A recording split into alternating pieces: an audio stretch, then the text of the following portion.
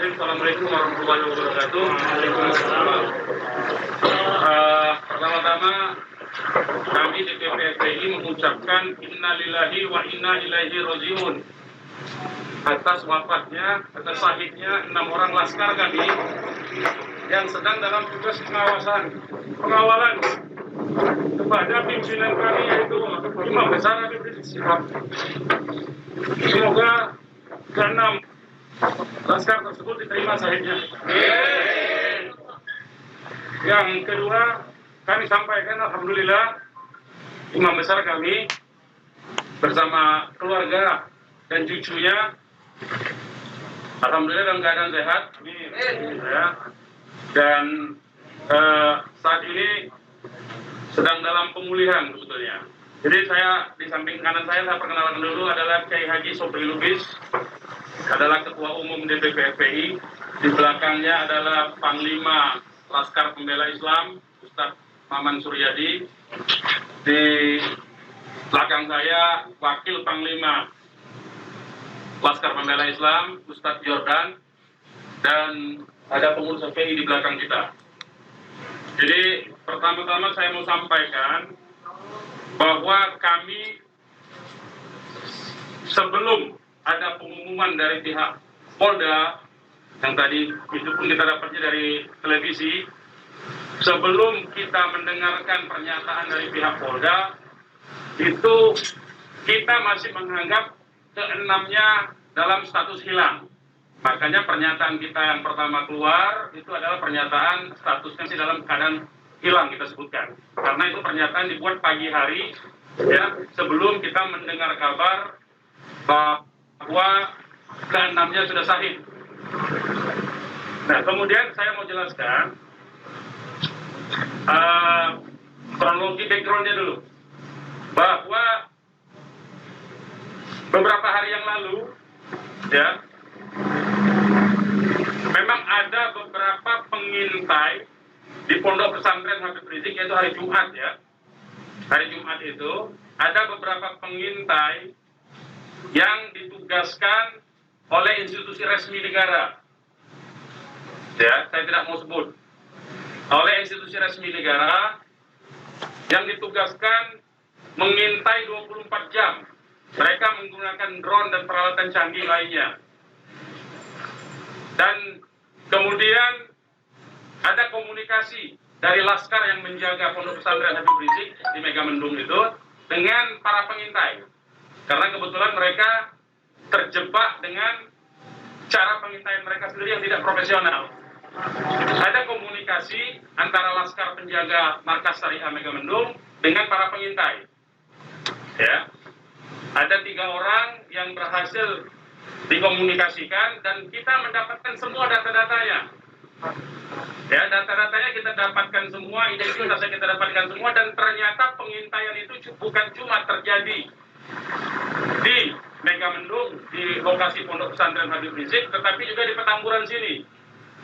Posisinya di sebelah sana, ya, posisi para pengintai. Ada foto-fotonya kita dapatkan. Kemudian juga di Sentul yang sempat dilakukan aksi demonstrasi. Artinya yang saya mau sampaikan di sini, Habib Rizik sejak kepulangannya memang diintai 24 jam. Ada 30 orang. Masih di Sentul, 10 orang di Megamendung. Jadi kita sudah tahu sebetulnya. Ya, kita sudah tahu. Nah, setelah proses hari Jumat itu, beliau bersama keluarga meninggalkan tempat istirahat beliau, tempat pemulihan beliau yang tadinya di Megamendung, beliau pindah ke Sentul, ya, pindah ke Sentul. Kemudian Ahad, ya, malam, yaitu hari Minggu, pukul 22.30, artinya lebih sekitar setengah 11-an ya, setengah 11 sampai jam 11 malam, beliau meninggalkan lokasi dari Sentul untuk menuju ke tempat pengajian keluarga inti. Saya mau sebutkan, pengajian subuh, ya, pengajian subuh keluarga inti. Jadi tidak melibatkan pihak mana-mana pun juga. Dengan 4 mobil keluarga, di dalam mobil anak, istri, beliau ada anak dan ada menantu. Artinya ada perempuan di dalam mobil itu. Dan ada cucu beliau. 2 orang masih bayi, 3 orang balita. Ya. Jadi di rombongan Habib Rizik itu ada balita, ada bayi dan masih belum 1 tahun dan ada balita. Itu yang saya mau tegaskan. Jadi ini adalah perjalanan keluarga biasa. Beliau mau melakukan pengajian keluarga saja, karena biasa pengajian subuh keluarga. Ya. Nah, di dalam perjalanannya lebih kurang pukul 12.30 atau setengah 1 malam, rombongan beliau dengan dikawal. Beliau menggunakan keluarga menggunakan 4 kendaraan roda 4 dan dikawal oleh 4 mobil juga oleh laskar. Ya. Nah, di dalam perjalanan ada orang yang menguntit sejak dari keluarnya beliau dari Sentul itu. Ya. Terus dikuntit dan akhirnya para penguntit ini berusaha memotong entah apa tujuannya. Kita sebut karena kita tidak tahu apakah dia petugas resmi atau bukan, karena dia tidak berseragam, ya. Harus disebut tidak berseragam.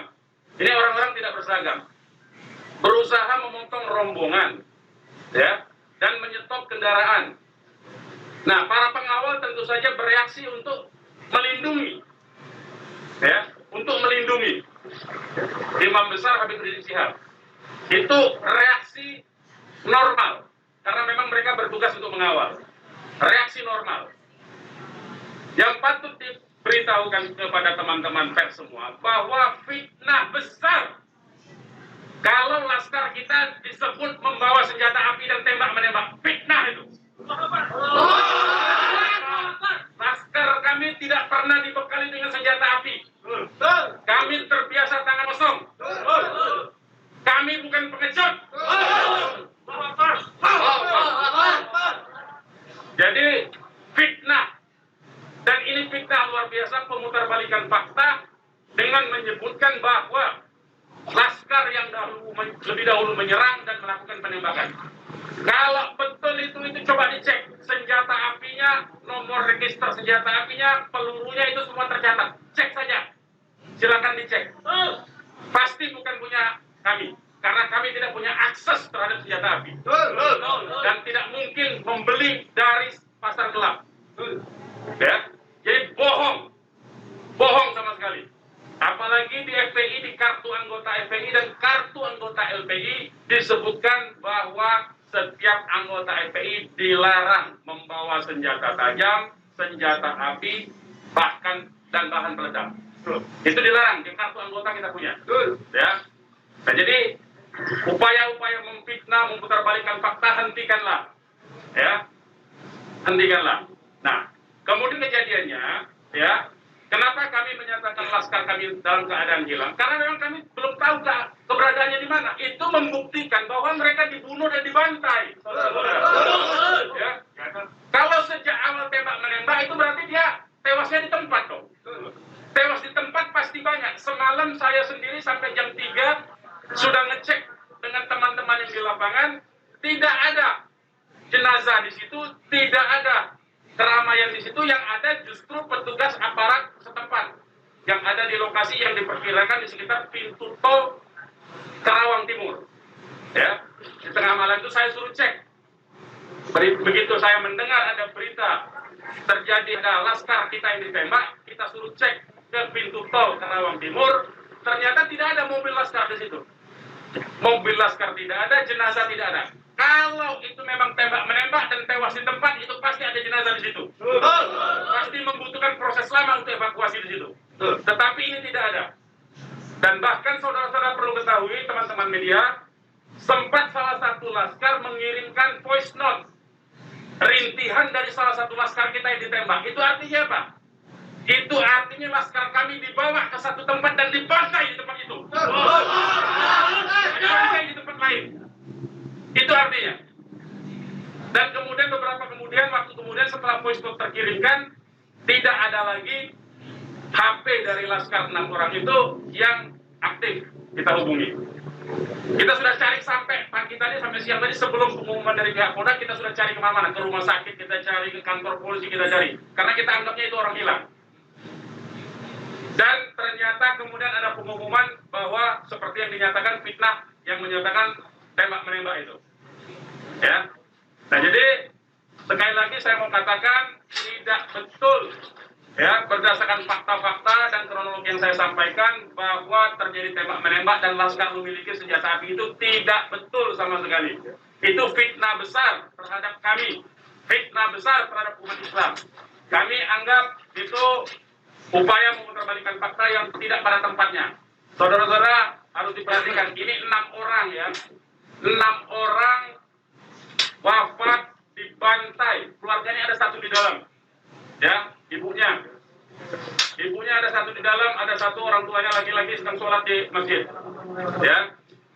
Ini anak-anak kita tahu persis, anak-anak ini hanya bentuk kecintaannya mengawal pimpinan kami, imam besar, hanya bentuk pengabdian, tidak memiliki agenda apapun, tidak memiliki senjata api, tidak memiliki bahan peledak, dan segala macam bentuk senjata lainnya. Dari kami, saya kira itu Ketua Umum, silakan kalau ada yang mau menyampaikan. Silakan. Ya. Untuk pengecekan CCTV di lokasi sudah dibinta? Belum kita lakukan, karena kita ini masih sibuk sampai dengan siang tadi sebelum ada pengumuman dari pihak Polda, kita masih sibuk memastikan keberadaan 6 orang tersebut. Ya, jadi kita belum ngecek kemanapun, kita masih menelusuri kemana-mana tempat dari kemungkinan itu dibawa, yaitu apakah rumah sakit, karena kita mendengar ada voice note yang tertembak, kan, rintihan dari salah satu korban yang ditembak, masih sempat didengarkan oleh Laskar yang tetap mengawal, ya, dan kita belum mengetahui itu, sampai hari ini, bahkan sampai detik ini, kita belum mendapatkan akses terhadap jenazah. Itu yang patut dicatat. Kita tahu bahwa mereka 6 orang Laskar ini yang syahid ini adalah wafat, baru tahu dari pengumuman, ya, dari pihak kepolisian. Jadi itu yang perlu saya sampaikan. Tapi posisi 6 ini di mana sekarang Bang, sudah diketahui? Sampai hari ini saya belum tahu. Kita belum mendapatkan informasi. Ini menunjukkan bahwa bukti konkret bahwa jenazah ini dalam kontrol dan kendali penuh, artinya kan. Kalau memang itu tembak menembak biasa, tentu itu ada di masyarakat lain. Tentu masyarakat sudah sibuk, sudah ramai di situ. Ini sampai sekarang ini kami tidak mendapatkan akses di mana keberadaan jenazahnya, ya, kondisi lukanya di mana tembak menembak, berapa lubang pelurunya, kami tidak tahu. Hanya satu-satunya sumber informasi, baru bahwa dinyatakan bahwa tewas. Ya. Bang, untuk yang 4 orang Bang, Penjelasan yang Bapak